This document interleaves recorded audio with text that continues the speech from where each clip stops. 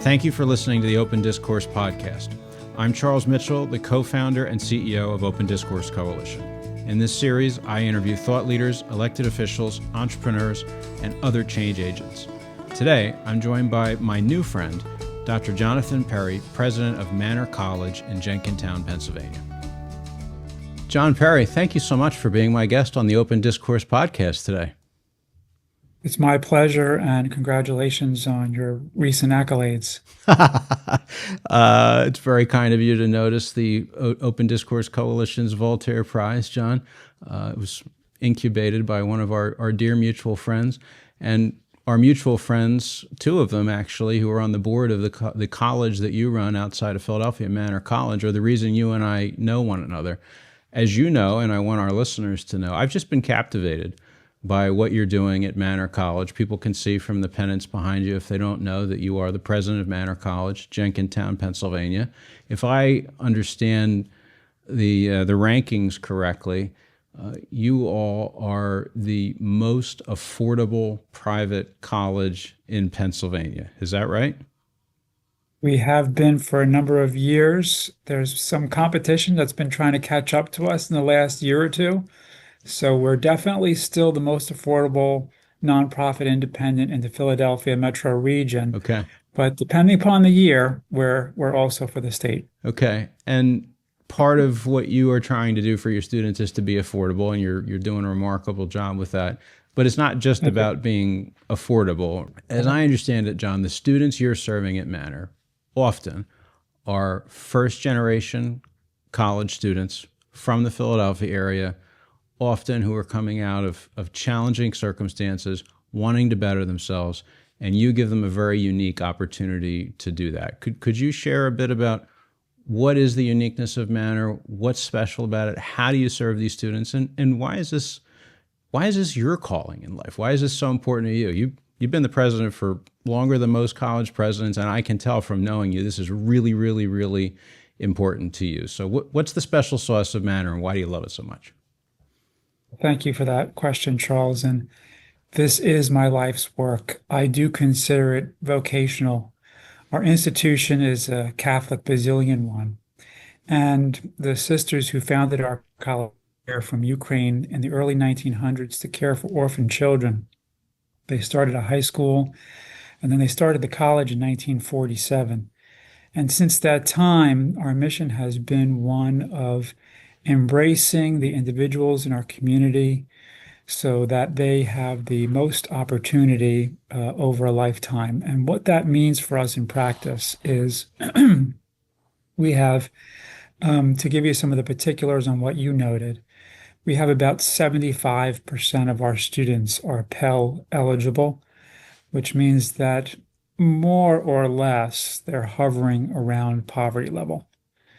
94% of our students are recipients of some form of tuition aid. About 60% are first in their families to go to college. About 60% are ethnic and racial minorities. About 80% are working while they go to college. About 90% are commuters. So those are just some of the numbers, but it paints a bit of a picture as to who we serve. In terms of how we serve, our tagline is "You belong here." And where that came from is actually our students. You see, what happened was, excuse me, when we were rebranding a number of years ago, we did a number of focus groups with our students, among others. And what we found was that our students were saying time and again things like, I wasn't sure if I belonged in college. I'm not sure whether I belong in one place or another. I'm not sure. I wasn't sure where I belonged in my life. But then they consistently said as the second part to that, once I got to Manor College, I realized that I belonged here. And the reason that they feel that way is because of who we are as a culture, as a people, as a community. We are welcoming. We are embracing. We have a 12-to-1 student-teacher ratio, and what that means is that our students have the opportunities for those kinds of interactions that really get to lift them up. But then what places the emphasis around that is we've got the services that support them. Charles, students who are in the classroom and whose stomachs are growling can't concentrate on what they're trying to study. That is really difficult. One of our most recent online news articles is about two young ladies. One of them is a mom. She's in our practical nursing program. She's in and out of housing insecurity and different places for temporary housing. When you don't have housing security and you've got a child, you don't have personal security. And you often don't have food security, and you often don't have clothing security, right? All the things that come with poverty are imposed upon you, or are at least things that you suffer. And if you have the what it takes within you to say, I am going to find a better way forward, then you have to be supported in some ways to get there. There has to be someone that is just there to be your champion. And so our supports here are robust. We have a food pantry. If students are really suffering from food insecurity, sometimes we'll give them a card to go to our dining hall. All of our freshmen every year are getting at least one meal a year in our dining hall 4 days a week, which is when most of our classes are. They're all getting computers in their first year.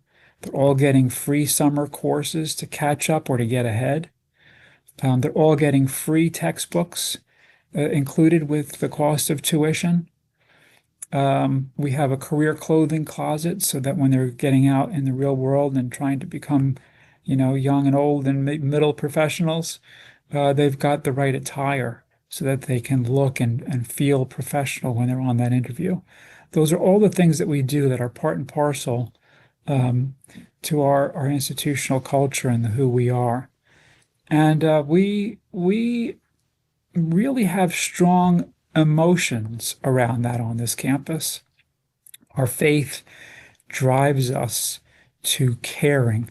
It's who we are, and it's also the people that we believe Christ wants us to be in the world. So it is really important for us that we're providing both the education and the ministry that goes with it. There's so much powerful stuff in what you said, Jon. I think the best way maybe we could unpack it further together would be, okay, that's a great mission. Those are amazing things that you're doing for these students. Can you think of an example, a student who you know, who you've seen transformed through that unique approach to education? We've got a lot, but there's one who sticks out in my mind because he's still on our campus today, and he's such a nice young man.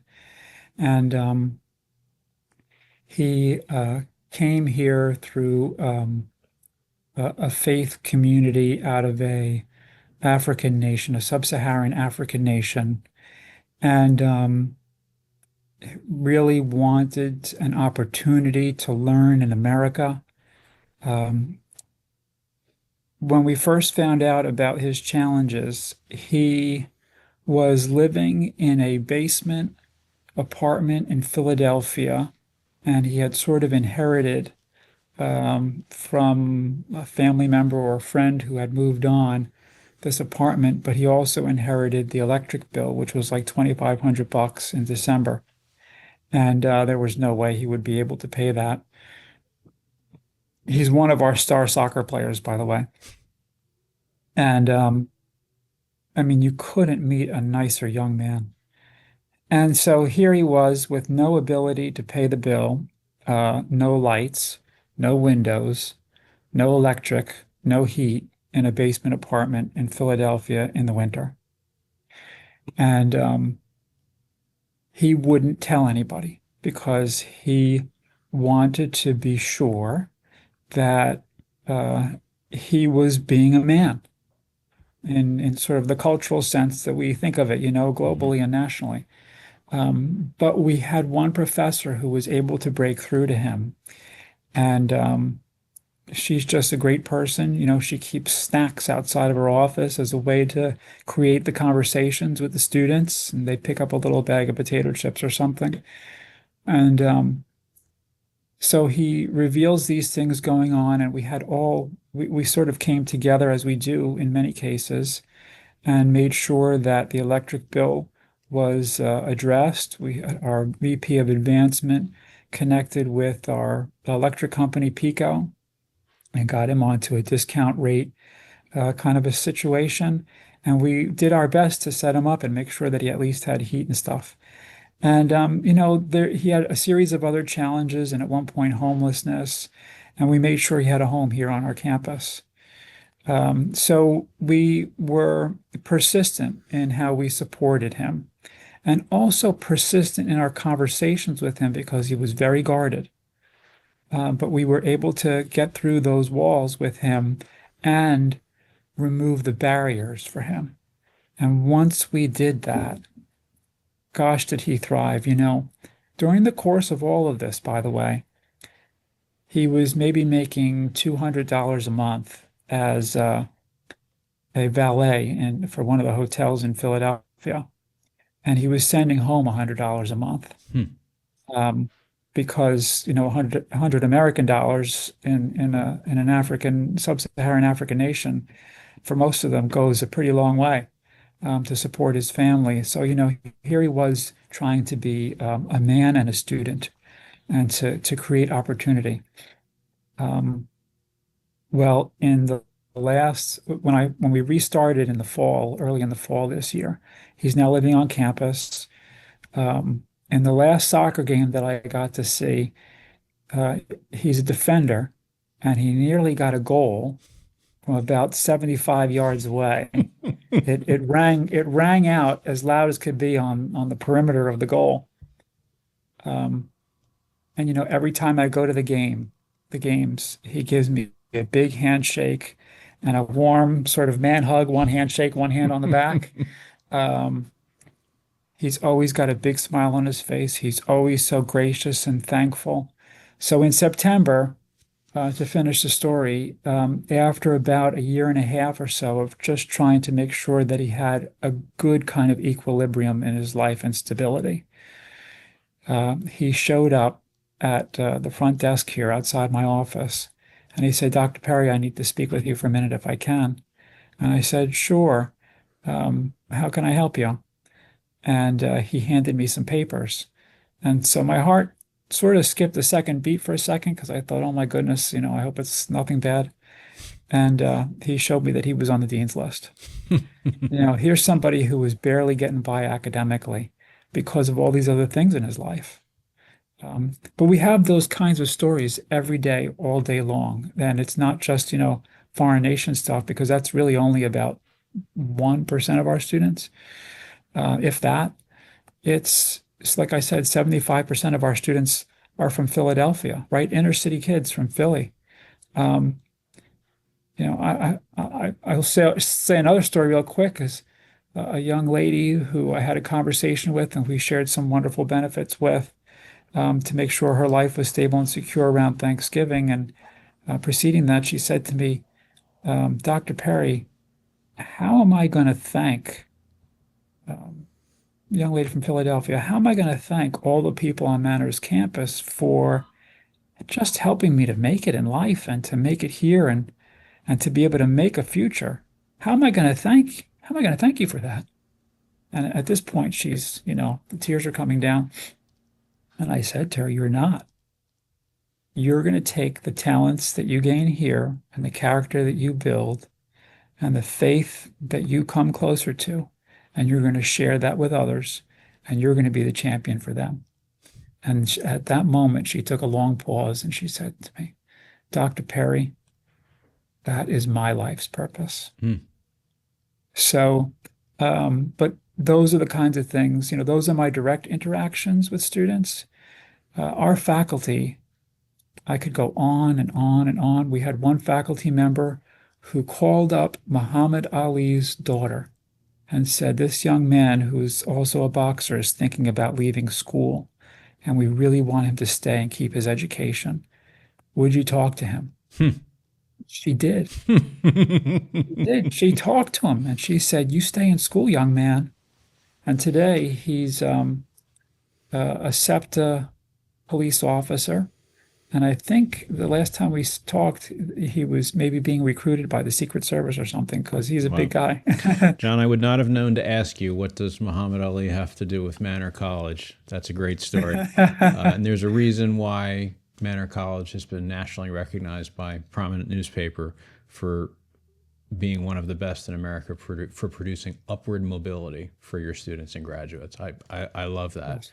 Now, I think our listeners have gotten a sense as to why when I met you, thanks to some of my fellow Bucknellians, I said, the Open Discourse Coalition wants to help these students at Manor College. I'd love to hear from you well, let me try that again. I'd love to hear from you what you have observed on your campus from the first few speakers that the ODC has provided for your students. I was at one of the gatherings, but I unfortunately can't spend as much time on your campus as you do. You know better than I do how your students are reacting to these opportunities to engage with individuals provided by ODC. You also know why you were interested. So would love to hear you talk about how that cooperation and partnership between our two organizations has come about and the benefits that you're seeing at this early stage. Well, I love what Open Discourse Coalition has been able to provide for our students. And one of the gentlemen, the faculty members on our campus, who's the program director for our business program, gentleman named Dr. Timothy Yancey. He and I had talked about the Open Discourse Coalition and the potential for the building of a leadership speaker series here on our campus, and you have been able to help us to do that.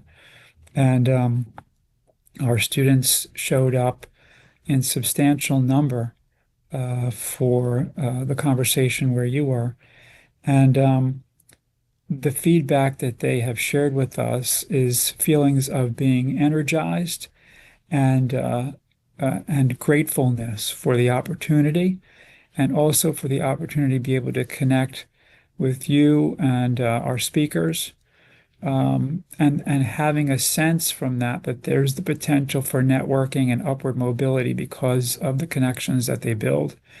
You know, there's a book called "What Color is Your Parachute?"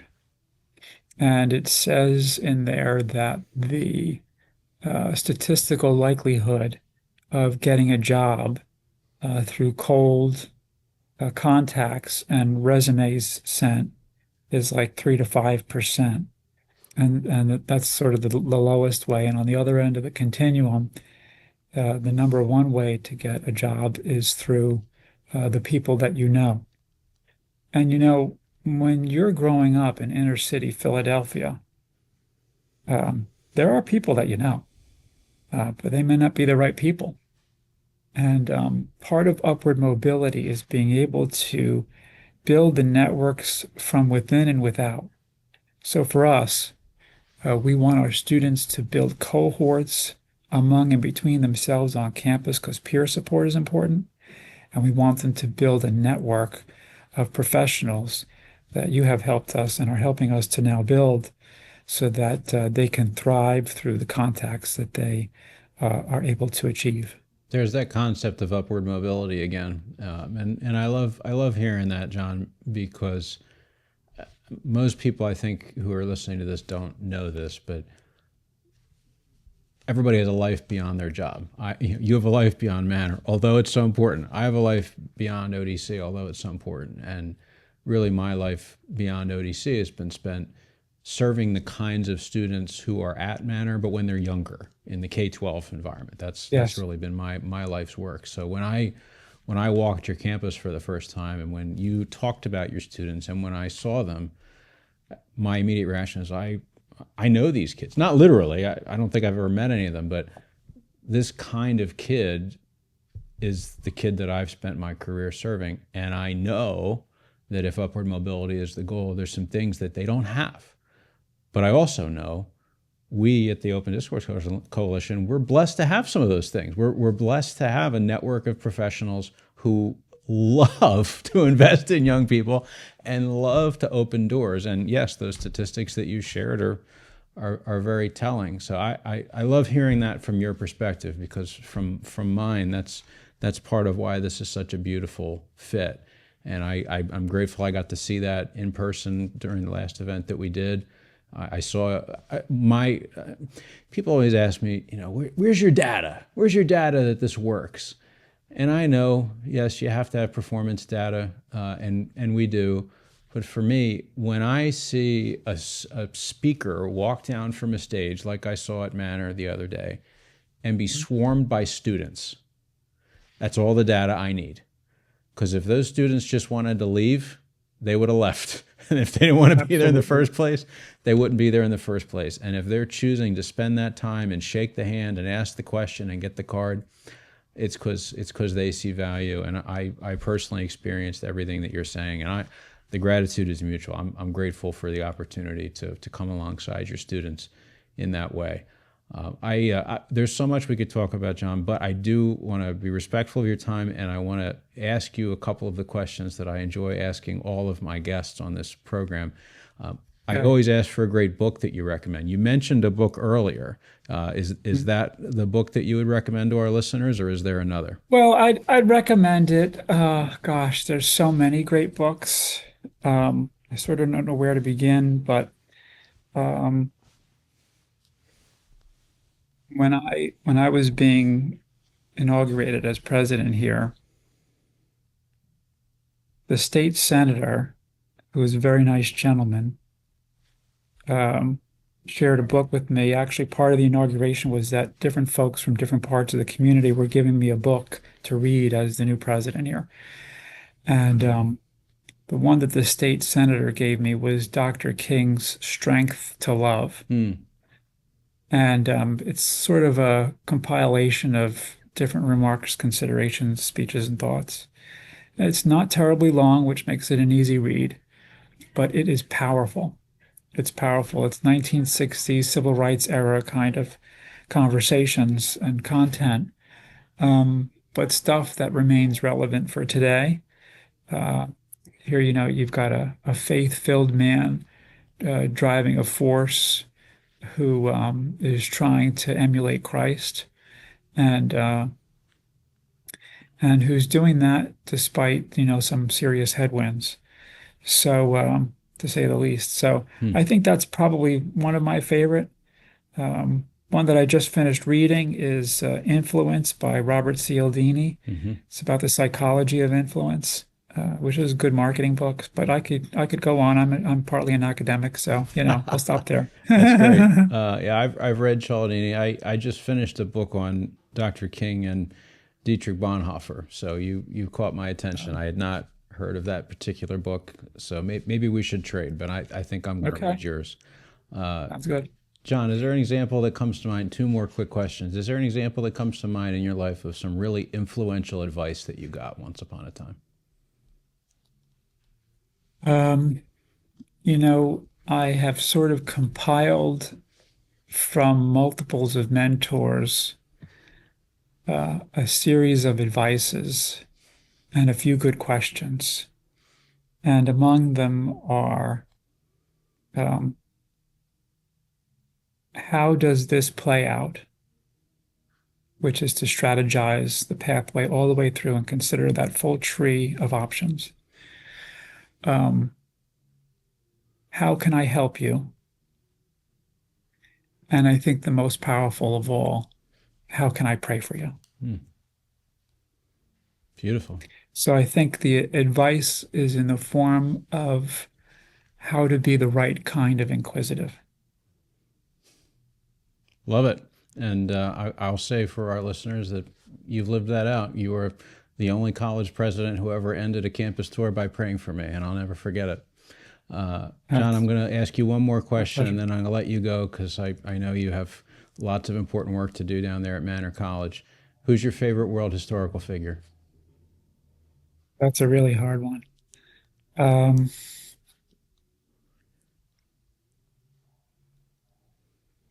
I'm going to say Ronald Reagan. Okay. Why?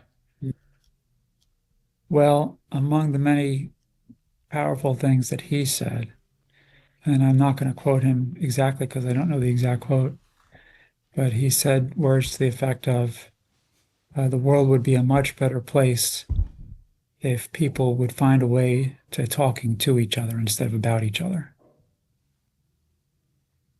And I think that there's a lot to be said for getting getting the stakeholders, whoever they may be, in the same room at the same time and trying to find the pathway forward, whatever the issues may be.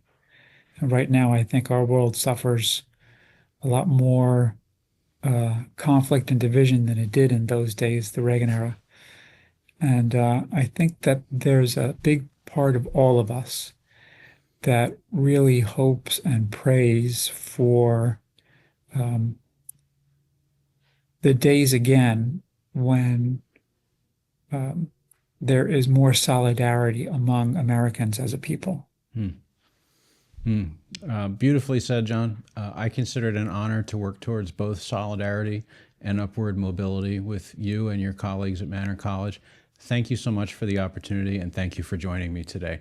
God bless you and Manor College. Thank you, and God bless you and the Open Discourse Coalition and all who work with you. Thanks again for listening to the Open Discourse podcast. This podcast is brought to you through the generosity of the Shearer Group of Companies in State College, Pennsylvania. If you'd like to keep it going, please subscribe on your favorite podcast platform and consider making a donation at opendiscoursecoalition.org/donate. See you next week.